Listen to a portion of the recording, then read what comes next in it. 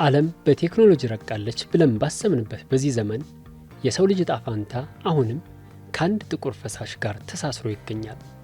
ነዳጅ ለኢንዱስትሪዎች ደም፣ ለትራንስፖርት ጉልበት፣ ለሀገር ደግሞ የህልውና መሰረት ነው።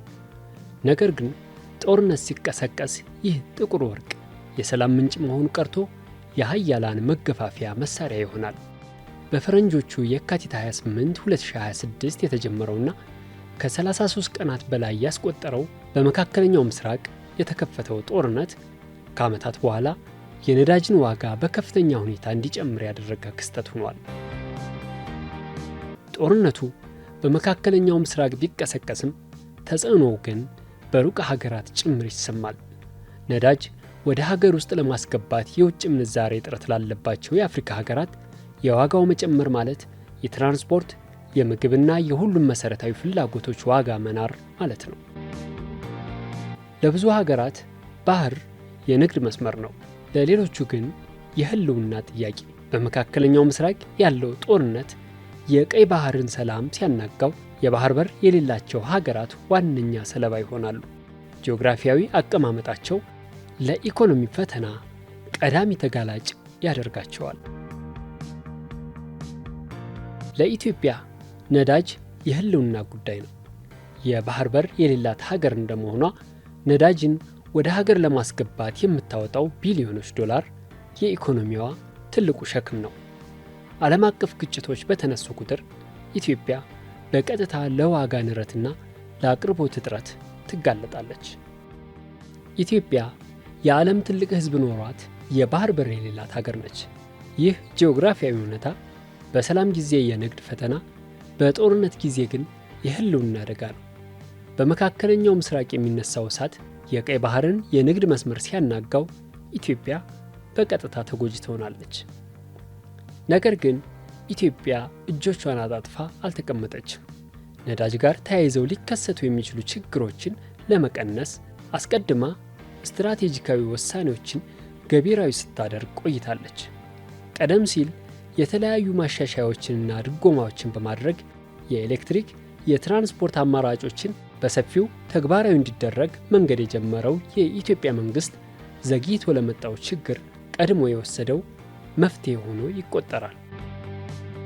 የባህር በር የሌላት ኢትዮጵያ በጦርነትና በነዳጅ ፖለቲካ ብትፈተንም መከራው ጥንካሬን፣ እጥረቱ ደግሞ የፈጠራ መፍትሄን ወልደዋል። ዓለም አቀፍ ፈተናዎች ቢበረቱም ኢትዮጵያ በራሷ መፍትሄና በጠንካራ የቁጥጥር ሥርዓት ችግሮቹን ለመሻገር እየጣረች ትገኛለች። ይህ የቅድሚያ አሰጣጡ ውሳኔ ጊዜያዊ ቢሆንም የሀገሪቱን የኢኮኖሚ ጽናት የሚያረጋግጥ ትልቅ እርምጃ ነው። መንግሥት የዓለም አቀፍ የነዳጅ ዋጋን በ3 እጥፍ እየገዛ ለማቅረብ ቢገደድም የዜጎችን ኑሮ ለመታደግ ግዙፍ ድጎማ እያደረገ ይገኛል። በአሁኑ ወቅትም በየወሩ ከ15 እስከ 20 ቢሊዮን ብር ለድጎማ ይመድባል። ይህ እርምጃ ሀገሪቱ በጦርነቱ ምክንያት የሚመጣውን የኢኮኖሚ ማዕበል እንድትቋቋም የተዘረጋ ጋሻ ሆኖ ያገለግላል።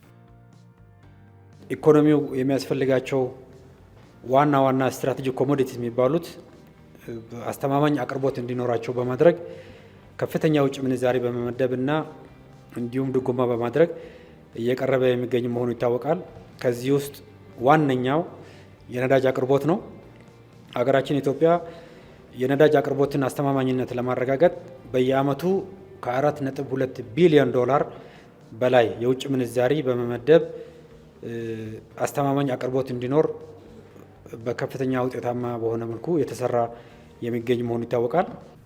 መንግስት የዜጎችን ኑሮና ኢኮኖሚያዊ እንቅስቃሴ ብሎም ማህበራዊ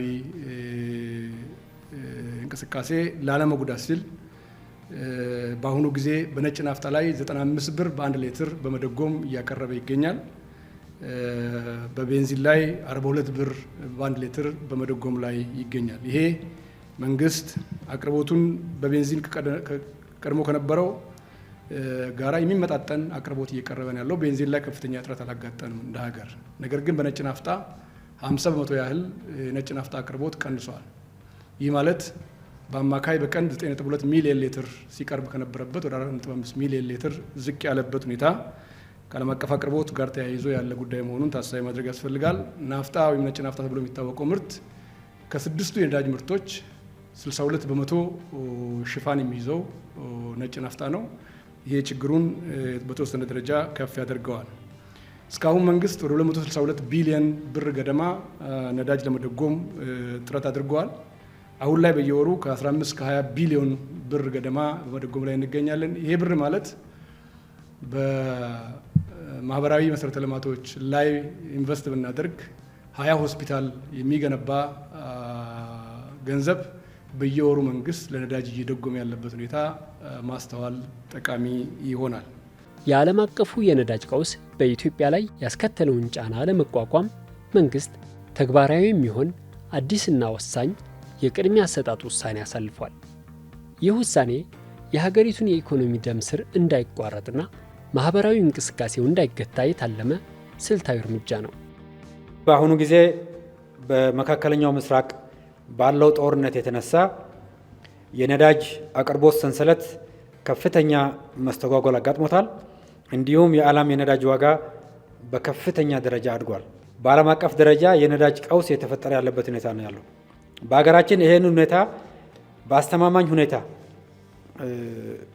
ማኔጅ ለማድረግ የአቅርቦት ሰንሰለት መቋረጥ ባጋጠመው በሆርሙዝ ሰርጥ በኩል ሊያጋጥም የሚችለውን የነዳጅ አቅርቦት ፍሰት ለመቋቋም እንዲቻል በሌሎች አማራጮች በአፋጣኝ የነዳጅ ግዢ በማድረግ በሀገራችን የሚቀርበው የነዳጅ አቅርቦት አስተማማኝነት እንዲረጋገጥ ከፍተኛ ጥረት ያለው ስራ እየተሰራ ይገኛል። ይህም ስራ ስኬታማ በሆነ መልኩ የተመራ የሚገኝበት ሁኔታ ነው ያለው።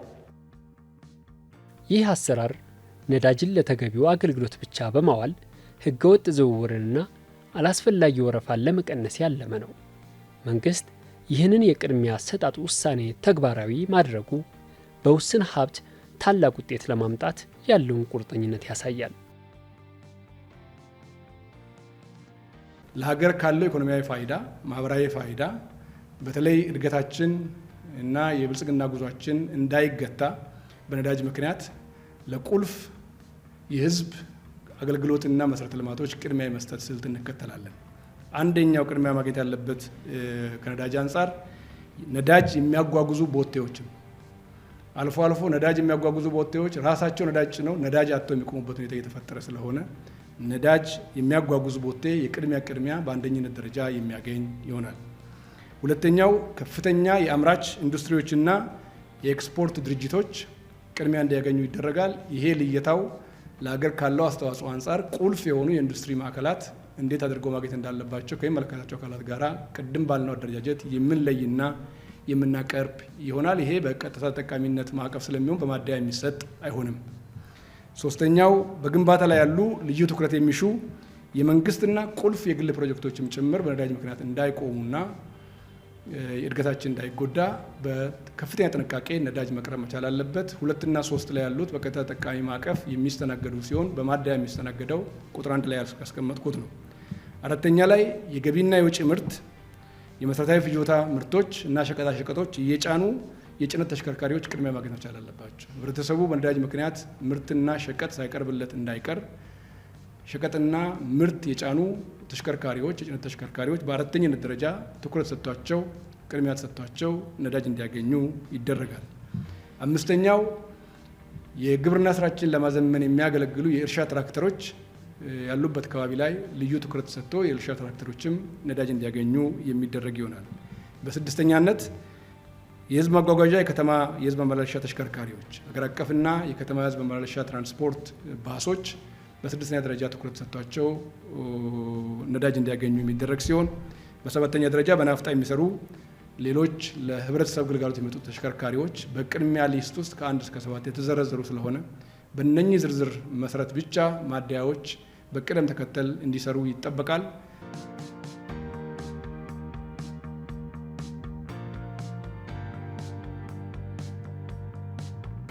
መንግስት ባወጣልን ህግ መሰረት መጀመሪያ ቅድሚያ የምንሰጠው ቦቴዎች ቅድሚያ እንሰጣለን። ከዛም የመሰረታዊ የልማቶች ተቋሞች የመንግስት አካላት እነሱ በተሰጣቸው መሰረት በስነ ስርዓት በሰልፍ እያስተናገድናቸው ናቸው ያለነው። እንደ ሀገሪቷ ነዳጅ እጥረት አንጻር እያገለገልን ያለነው ቅድሚያ የምንሰጣቸው የሆስፒታል መኪኖች፣ የእሳት አደጋ መኪኖች፣ ከባድ መኪኖች እነሱን ቅድሚያ ሰጥተን እያስተናገድን እንገኛለን። ጥሩ ነገር ነው። አሁን እያየን ያለነው ቁጠባ በሚለው ነገር ላይ ሰው በጣም የተቆጠበ ነው። አሁን አካባቢያችን እንደምታየው የታክሲ ቦታ ነው። በጣም ታክሲዎች ይቀዳሉ። በፊት ዝም ብለው ፉል ነበር የሚያደርጉት። አሁን ግን እንደሰሩት መጠን ተመላልሰው 5 6 ሲሰሩ እንደሰሩት መጠን ነው እየቀዱ ያሉት።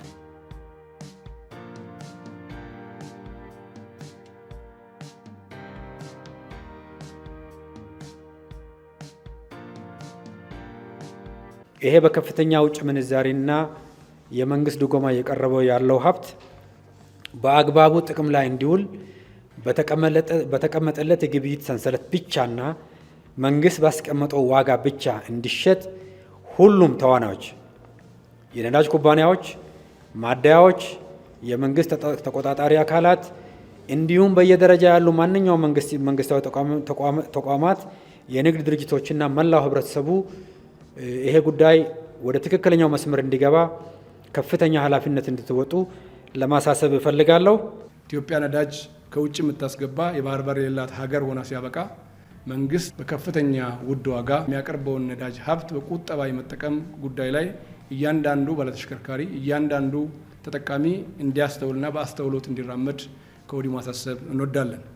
ሁለተኛ፣ ሌሎች አማራጭ የታዳሽ ኃይሎች የኤሌክትሪክ ተሽከርካሪ ሊሆን ይችላል፣ ሌሎች የኃይል አማራጮችን የመጠቀም ስልትን መከተልና ከአጭር ጊዜ አንጻር በዚህ መልኩ መሄድ ያስፈልጋል። ሶስተኛ፣ በእግር የመንቀሳቀስ ልምምድ ለአጫጭር ቦታዎች በእግር የመንቀሳቀስና ተሽከርካሪን በቁጣ የመጠቀም አካል ስለሆነ ተሽከርካሪን ለትንሽ ለትልቁ አንስቶ ከመንቀሳቀስ ይልቅ በእግር መንቀሳቀስ ሌላኛው አማራጭ ነው። አላስፈላጊ የጉዞ ፕሮግራሞችን መሰረዝና ማቆምም ሌላኛው ይህንን ሀገራዊና ዓለም አቀፋዊ ክራይሲስ የምንታገልበትና የምንከላከልበት መንገድ ስለሆነ ዜጎች አላስፈላጊ ቅድሚያ የማይሰጣቸው የግድ ካልሆነ በስተቀር ጉዞዎችን እንዲሰርዙ እንመክራለን። ይህንን ብሔራዊ ፈተና ለመሻገር የመንግስት ጥረት ብቻ በቂ አይደለም። ነዳጅን በቁጠባ መጠቀም፣ የታዳሽ ኃይል አማራጮችን መከተል፣ የእግር ጉዞ ባህልን ማጎልበትና አላስፈላጊ የጉዞ ፕሮግራሞችን መሰረዝ። አሁን ባለው እዚህ ነዳጅ በመጣው መሰረት እየተስተናገድን ያለነው ወረፋችንን ጠብቀን ነው፣ ሰልፍ ይዘን ነው። ማንም ሰው ጣልቃ የሚገባ የለም። ሁሉም ራሱን አስከብሮ እየቀዳ ነው ያለው። አናባክንም። ኦሬዲ ደግሞ ከዚህ በኋላ የምንጠቀመውን ዝም ብለን መኪና እናንቀሳቀስም። በጣም ስፔሻል የሆነ ኬስ ሲኖረን ብቻ ነው መኪናን ይዘን የምናንቀሳቀሰው። መኪኖቻችን እንደምታዩ የቤንዚን መኪኖች ናቸው። የተወሰነ መንተክተክ ይፈልጋሉ። ሁለተኛና ትልቁ ነገር እጥረት ስላለ እኛም ራሳችን እንደዚህ መጉላላቱን አንፈልገውም። በተቻለን አቅም ሞተራችንን ቶሎ እያጠፋን የሄድንበት ቦታ ላይ እንደቆም ሞተር እናጠፋለን። ነዳጃችንን ለመቆጠብ ነው የምንሞክረው። የኢትዮጵያ መንግስት መርህ ከህዝቡ ጋር በመተባበር ችግሩን መጋፈጥ ነው። እያንዳንዱ ዜጋ ህገወጥ ተግባራትን በማጋለጥና የአኗኗር ዘይቤውን በማስተካከል የሀገሩን ኢኮኖሚ መታደግ አደራ ተጥሎበታል።